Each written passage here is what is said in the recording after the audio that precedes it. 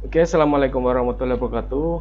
Ketemu lagi dalam mata kuliah pemetaan dan sistem informasi geografis. Oke, hari ini kita masuk ke pertemuan ke-11 ya. Setelah UTS kita pertemuan 11, nanti total kita ada 14 pertemuan, yang ke-14 itu UAS.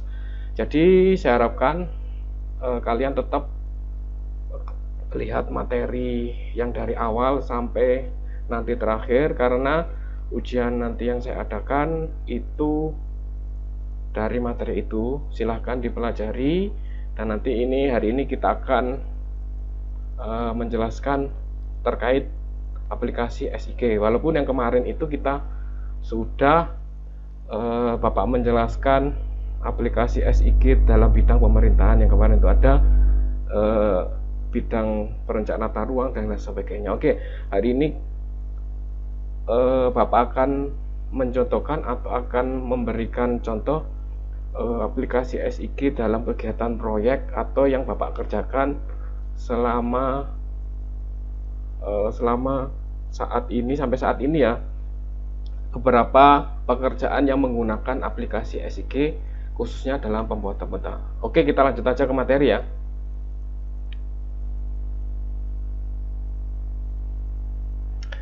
Oke, hari ini mata kuliah pemetaan SIG dengan contoh atau proyek kegiatan yang menggunakan aplikasi tersebut. Nah, ini tadi sudah saya jelaskan, hari ini sebenarnya pertemuan ke-11, tapi yang 2 pertemuan sebelumnya sudah saya gabung. Jadi mudah-mudahan dengan adanya contoh kegiatan ini kalian lebih paham nanti bagaimana tuh penerapan untuk apa aja. Oke, kali ini saya akan atau Bapak akan menjelaskan kegiatan ini. Kegiatan ini dilaksanakan pada tahun 2017 silam dengan judul Kajian Pengembangan Kawasan Peternakan Kabupaten Probolinggo. Jadi di sini kita berbicara terkait kawasan. Berarti kawasan kita akan memetakan mana-mana kawasan yang termasuk atau potensi untuk dibangun atau untuk direncanakan sebagai kawasan produksi peternakan dan lain sebagainya. Nah, di sini seperti biasa sama halnya ketika kalian itu mengerjakan skripsi atau proposal, pasti ada namanya latar belakang. Jadi apa yang melatar belakangi kegiatan ini itu harus kalian explore, kemudian permasalahannya apa, ataupun ada peraturan terkait yang mengharuskan, misalnya pada kasus atau studi atau kegiatan ini, bahwasanya memang di peraturan Menteri Pertanian ini harus ada pengembangan kawasan pertanian. Nah, pertanian di sini ada peternakan, kemudian ada berbagai macam ya. Nah, ini sebagai pedoman di Peraturan Menteri Pertanian ini bagaimana tata cara atau bagaimana mengembangkan kawasan pertanian, dalam hal ini adalah peternakan. Jadi di sini dijelaskan konsepnya, bagaimana konsepnya perencanaan, yaitu kita memotret dan memetakan potensi-potensi yang ada. Nah, bagaimana caranya, Pak? Maaf. Caranya adalah kita melihat ke observasi lapangan di sana, apa yang kita dapatkan di sana pada kondisi existing. Kemudian syaratnya apa sih kawasan peternakan itu? Yaitu ada sumber daya alam. Nah, ini. Kemudian ada sarana dan prasarana pendukung. Kemudian ada lahannya itu sendiri atau ketersediaannya lahannya. Nah, ini termaktub atau tertuang dalam Undang-Undang Nomor 18 Tahun 2009. Oke, nah ini maksud tujuannya menyediakan bahan rujukan dan kerangka dasar perencanaan sekaligus arahan jelas dan strategi dalam pengembangan kawasan peternakan. Tujuannya yang utama adalah mengidentifikasi dan memetakan komoditas dan potensi. Nah, bagaimana caranya kita nanti memetakan? Nah, itu salah satunya kita menggunakan tools dengan ArcGIS atau software SIG ini. Oke, nanti kita bahas ya. Kemudian target dasarnya kita yang pertama teridentifikasi dan terpetakannya sentra komoditi peternakan. Ya, namanya sentra itu berarti utamanya. Nah, di situ di sentra itu tadi sudah dijelaskan ya, harus ada sarana pendukungnya, kemudian ada sumber dayanya, ini itu harus lengkap. Kemudian target yang kedua, teridentifikasi potensi dan permasalahannya. Nah, ketika kita merencanakan sesuatu, kita harus melihat potensi. Dan sangat muspro sekali apabila kita merencanakan suatu kawasan, itu di sana tidak ada potensi. Ya, buat apa? Nah, yang pertama kan harus mengidentifikasi potensinya terlebih dahulu. Kita hitung potensinya berapa, apakah potensi itu bisa memenuhi, utamanya di sini adalah Kabupaten Probolinggo sendiri, dan bisa mengekspor di luar Kabupaten Probolinggo. Kemudian target dan sasaran selanjutnya adalah tersusunnya strategi. Nah, ketika sudah terbentuk kawasan, kemudian potensinya ada, bagaimana kita strateginya ke depan? Mau diapakan nanti kawasan? Apakah dibiarkan aja ataupun direncanakan? Tahun pertama harus ngapain? Tahun kedua dan sampai 10 tahun berikutnya. Nah, outputnya apa? Nanti kalian ketika sudah bekerja, apabila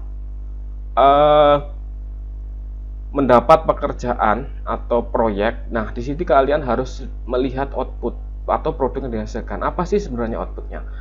Nah, yang di sini outputnya yang pertama adalah dokumen pemetaan komoditas peternakan dan potensi. Nah, itu harus ada dokumennya, harus terpetakan secara jelas mana kawasan. Misalnya di Kabupaten Probolinggo ada 24 kecamatan. Nah, dari 24 kecamatan itu mana yang potensi untuk dikembangkan. Nah, itu harus dikaji. Kemudian yang kedua adalah dokumen rekomendasi program dan kegiatan. Ada dokumen pemetaan, otomatis juga harus ada program. Programnya apa yang dilaksanakan? Nah, di sini leading sektornya adalah Dinas Peternakan. Nah, di situ Dinas Peternakan harus punya program nanti apa yang harus dilakukan selama 10 tahun ke depan. Oke. Kemudian tahapannya ini, yang pertama ada pemetaan, penetapan komoditas, penetapan lokasi, penyusunan master plan, penyusunan rencana aksi langsung implikasi atau aplikasi ke lapangan, dan kita mengevaluasi program dan kegiatannya itu. Nah, ini adalah serangkaian tahapan. Nah, nanti ini pada video yang saya jelaskan ini bisa memberikan gambaran, atau nanti ketika kalian mendapatkan pekerjaan yang serupa bagaimana nanti tahapan. Nah, ini bisa sebagai referensi. Kemudian tahapan implementasi pengembangan wilayah. Nah, di sini karena kita berbicara kawasan, penentuan kawasan, pengembangan wilayah, berarti ada metode, ada menawarkan dua metode. Yang pertama itu sudah ditentukan komoditas atau sudah ada lokasi. Nah, ketika sudah ada ditentukan komoditas, maka harus melihat pertimbangan aksesnya bagaimana, keunggulannya komparatif bagaimana, apakah memang di sana peternakan sapi atau peternakan yang lainnya. Kemudian kita mencari lokasi yang sesuai. Nah, mencari lokasi yang sesuai harus juga ada kajiannya, mengkaji lokasi, bagaimana kesesuaian lokasi di sana, luasannya berapa, ketersediaan sumber dayanya apakah ada atau tidak, kemudian jaraknya berapa. Nah, itu harus dikaji lebih lanjut. Kemudian yang kedua adalah sudah ada lokasi, terdapat beberapa komoditas. Nah, di sana apakah sudah ada komoditas? Kalau di sana berarti sudah ada lokasi tapi banyak komoditas. Nah, nanti dicari yang unggulan yang mana. Nah, salah satunya nanti bisa menggunakan analisis LQ. LQ itu kita mencari komoditas unggulan. Nanti hasilnya kalau satu lebih berarti dia bisa memenuhi kebutuhan dalam dan bisa mengekspor, seperti itu. Kemudian ada juga pertimbangan preferensi pasar. Nah, kita lihat di sana kondisi pasarnya bagaimana, kemudian permintaannya bagaimana. Nah, ini tahapan implementasi dalam pengembangan wilayahnya. Kemudian kalau kita melihat hierarki perencanaan wilayah, nah di sini ada, kalau di ilmu perencanaan wilayah, ketika kita melakukan pengembangan kawasan, baik itu peternakan, pertanian dan sebagainya. Nah, ini secara makro atau secara garis besar di sini ada namanya master plan.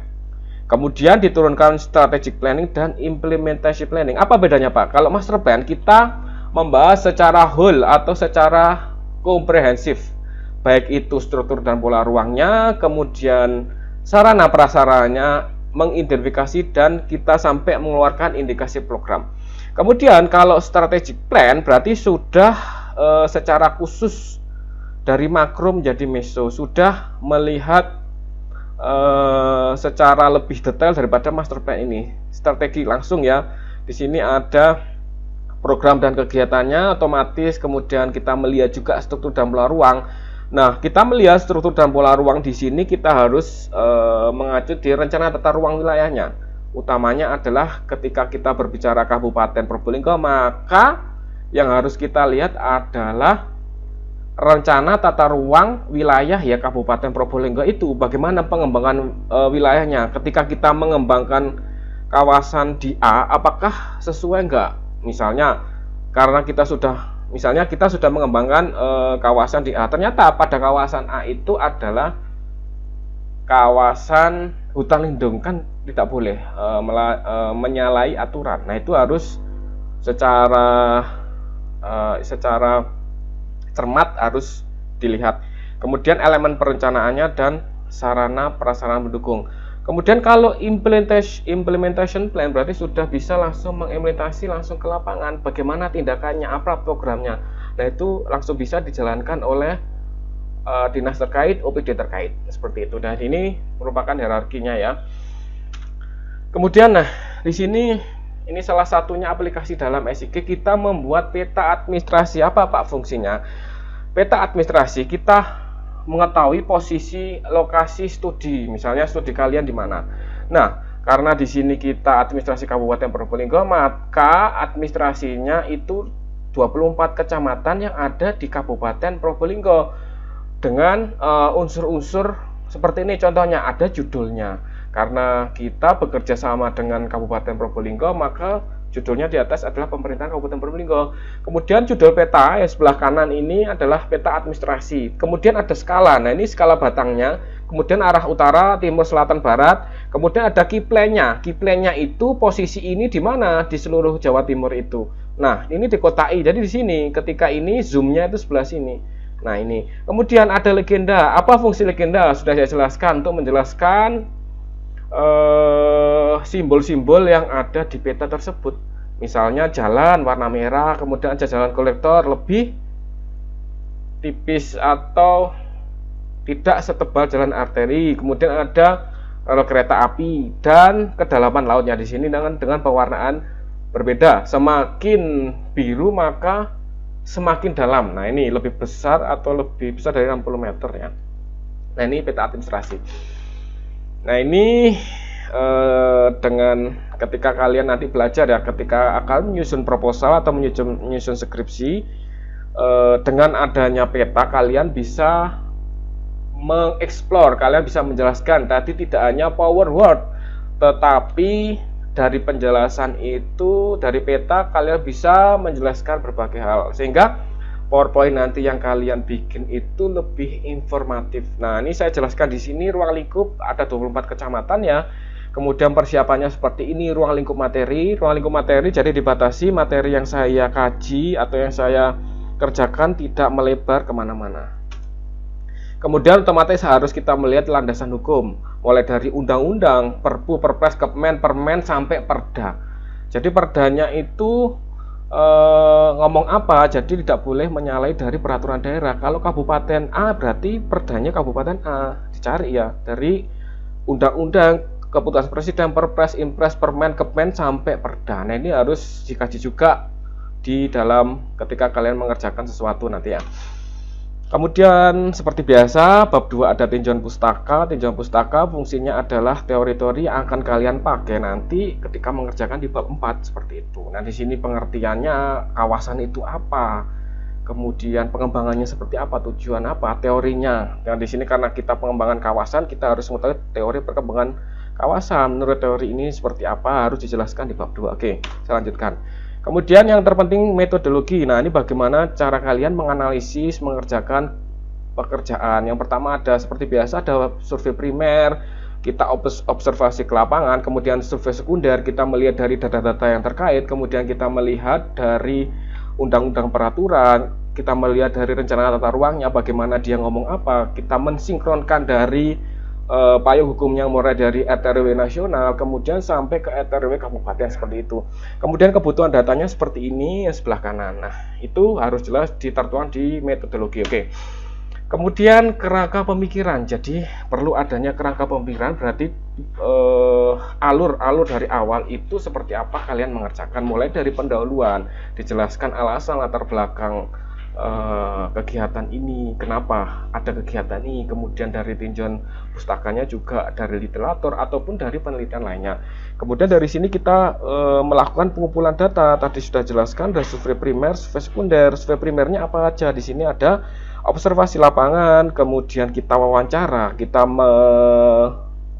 mencari informasi data langsung ke lapangan.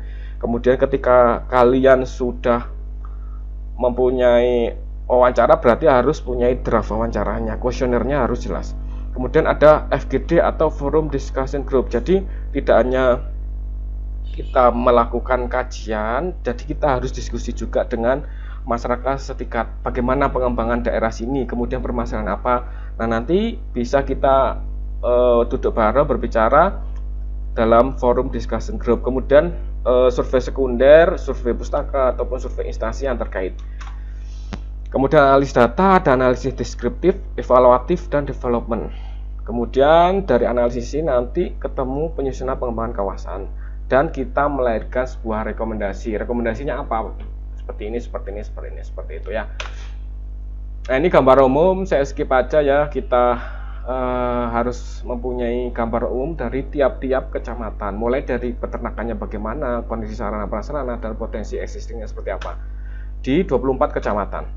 Nah, yang mau saya bahas di sini adalah aplikasinya dalam kegiatan proyek atau dalam pekerjaan ini adalah tadi administrasi ya. Di sini lebih jelas dijelaskan bahwa dalam pembuatan peta harus jelas. Utamanya di sini sudah jelas ya, terlihat bahwa di peta ini ada pewarnaan yang berbeda dari masing-masing kecamatan. Nah, di sini fungsinya supaya lebih jelas ketika kita melakukan pemetaan. Misalnya nih di sebelah kiri ada kecamatan Tongas. Tadi kan ada 24 kecamatan, yang warna putih ini adalah kota Probolinggo. Jadi wilayah ruang lingkup kita adalah kabupaten. Jadi kota tidak termasuk. Nah, seperti itu harus jelas. Tadi juga ada insert petanya. Kemudian ada sistem proyeksinya di sini. Ada sumber data. Sumber data meliputi peta bersumber dari mana. Kita nggak mungkin kan buat peta tanpa ada dasarannya. Misalnya dari peta yang sudah ada dengan format SHP ya kalau di sistem informasi geografis. Nah, itu. Kemudian di sini konsultannya, kebetulan ini CV saya untuk CV dari Tunggal Cipta Konsulindo mengerjakan kegiatan ini. Kemudian analisis kebijakan, ini analisis hukum, peraturannya seperti apa, undangnya seperti apa, harus dikembangkan, harus dikaji juga. Nah, ini saya skip, ini bisa kalian baca sendiri. Kemudian kita menampilkan jumlah populasinya di sini. Kemudian, nah di sini adalah peta persebaran sarana peternakan. Nah, bagaimana caranya? Jadi di sini kita melakukan observasi di lapangan. Oh, ternyata di Kecamatan Tongas itu ada sarana peternakan, misalnya ada pasar hewannya. Nah, dari 24 kecamatan kita petakan dalam sebuah frame dari peta ini sehingga kita bisa melihat persebarannya. Nah, di sini apa fungsinya? Fungsinya adalah kita mengidentifikasi kecamatan mana aja yang sudah ada sarana prasarana. Nah, kita lihat lagi udah ada prasarana apakah masih difungsikan. Dan bagaimana yang belum? Nah, kita lihat juga lagi, lihat di kecamatan tersebut, misalnya di Kecamatan Sukapura ataupun Sumber. Nah, di sini kenapa belum ada? Kita lihat apakah di sini potensinya sudah mencukupi atau tidak. Nah, seperti itu. Jadi dengan adanya persebaran sarana dan sarana peternakan ini kaitannya pasar hewan dan rumah potong hewan itu sudah tersebar di, walaupun belum seluruh di 24, tapi sudah ada gambaran di sini ya. Nah, di sini pasar hewan, Pacar Leces, Banyuanyar dan sebagainya. Kemudian ada rumah potong hewan sudah ada di 7 kecamatan. Kemudian ini kita menggunakan analisis pohon atau akar masalah. Sudah saya ajarkan di analisis lingkungan, analisis sosial dan lingkungan ya. Bagaimana kita membuat diagram atau pohon akar masalah. Ini contohnya adalah misalnya kurang maksimalnya pengembangan kawasan di Kabupaten Probolinggo. Kenapa?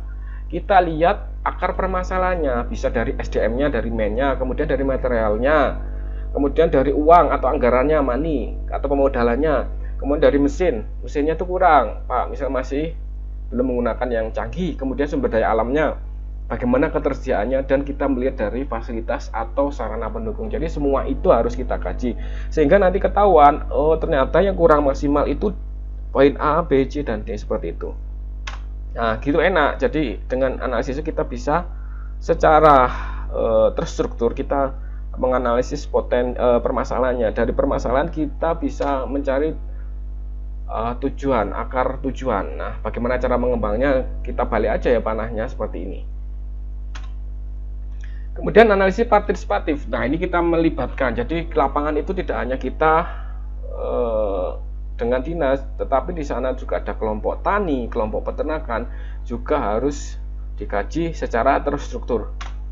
Kemudian analisis komoditas potensial pengembangan. Nah, di sini ada pengelompokan komoditas potensial, komoditas andalan, unggulan, itu sudah ada pengelompokan. Nanti di masing-masing kecamatan dipetakan. Nah, seperti itu. Nah, ini pemetaannya ketika kita sudah berbicara komoditas, berarti komoditas dari masing-masing kecamatan itu dipetakan seperti ini. Ini di dalam tabelnya ya.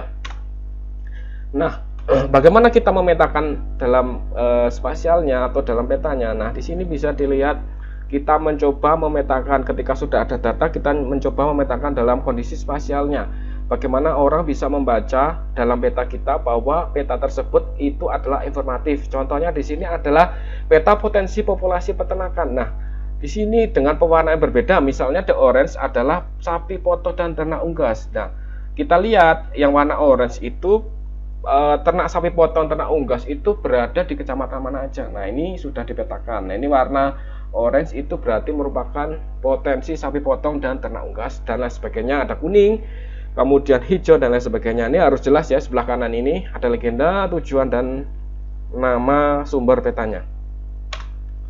Kemudian setelah itu kita pengembangannya, setelah kita ketahui potensinya seperti ini, bagaimana pengembangannya? Nah, itu kita mencari sentranya tertinggi tadi kecamatan mana-mana, kita coba petakan. Kemudian pengembangannya seperti ini, ada zona-zona. Ketika kita sudah berbicara pengembangan kawasan, berarti ada zona-zona yang harus disiapkan. Misalnya ada sentra, subsentra. Subsentra itu berarti yang mengakomodir ketika bahan bakunya ataupun pakannya dari mana aja, itu sudah jelas di dalam ini slide ini ya. Kemudian kita masuk analisis SWOT, kita mencari bagaimana kekuatannya, kelemahannya, peluang dan ancaman. Dengan analisis SWOT itu untuk strategi pengembangannya. Nah, ini salah satu tools untuk pengembangannya ke depan. Kemudian SWOT ini kita menghasilkan ada 4 diagram atau kuadran. Jadi kuadran ini dalam kaitan ini kita masuk kuadran B. Nah, ini hitungannya masuk B, yaitu stable growth strategi. Berarti strategi yang harus dilakukan adalah strategi pertumbuhan stabil di mana pengembangan dilakukan secara bertahap. Jadi pengembangannya secara bertahap sesuai dengan target utama, target tahun pertama apa, target tahun kedua apa, dan seterusnya. Jadi yang utama misalnya tahun-tahun pertama itu harus yang urgensi yang harus dikembangkan. Kemudian setelah pengembangannya sampai dengan program-programnya, ada program pengembangan sumber daya alam sampai dengan program-program sistem penyuluhannya. Nah, ini programnya. Nah, kemudian kita tuangkan dalam indikasi program. Jadi di sini kita bisa melihat program A, apa yang harus dilakukan. Misal yang pertama ada pelatihan kelompok tani, berarti kelompok tani ini tahun keberapa? Oh, ternyata tahun kedua sampai tahun 10 harus dilaksanakan. Nah, ini muncul ketika kita sudah menganalisis tadi ya di depan sampai dengan akhir. Nah, ini banyak sekali programnya yang bisa dilaksanakan dan implementasi dilakukan ke lapangan. Oke, berarti itu ini kesimpulannya ya terkait kebijakan, kemudian terkait kondisi masyarakatnya bagaimana, kita harus juga evaluasi, kemudian potensinya mana aja sudah ketahuan dan sudah dituangkan ke peta. Kemudian ada programnya dan sudah diimplementasikan seperti itu.